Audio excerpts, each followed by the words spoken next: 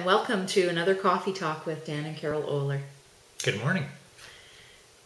We were thinking about the concept of derogatory terms in relationships and how, as we watch some couples, we see people treating one another respectfully, and as we watch other couples, we see a level of disrespect in the communication that takes place.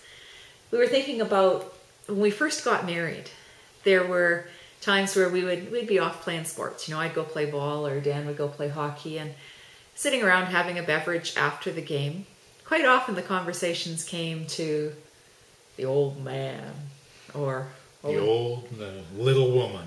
Yeah. And we at that time, although we weren't really super conscious, we were aware of that was something we didn't want to do. And so we didn't participate in that whole concept. And we were thinking about, gee, okay, here we are 25, 26 years later and wondering how many of those couples who referred to each other in that way are still in relationship with each other. Well, I remember some long road trips going to hockey games, and the biggest part of the entire trip was about the wives and all of the nasty things that they were doing. And I think back about some of those people that were in those vehicles, and to my knowledge, there's many of them, probably the biggest percentage of them that were talking that way, that are no longer in their relationship with their spouse at the time. Mm-hmm. And as we were having this conversation, we were thinking about, you know, the value of not only treating each other respectfully when we're together, but how important it is that when we're in public with other people, that we continue to treat our partner with love and kindness and respect, even when they're not in the room with us.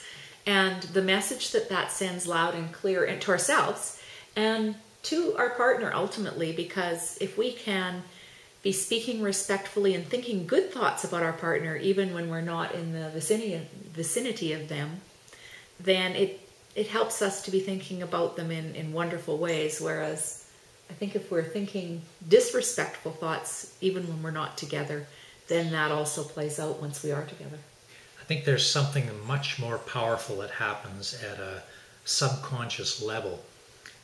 When we speak about things to somebody else, it reaffirms it to ourselves and imprints it even deeper in our minds and in our hearts. And because we attract what we focus on, if we have talked to somebody else about the joys, the beauties, the value in our partner, it ingrains that in our mind and we become more focused on it and we see more of that. However, if it's the other way around, if we are telling our friends and our neighbors about our spouse in derogatory terms, it just imprints that in our mind.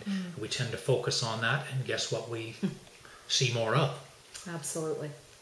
So our challenge for you is to take a look at your own talk, whether it be self-talk or things that you're saying, not just to your partner, but when you're not with your partner, and check in.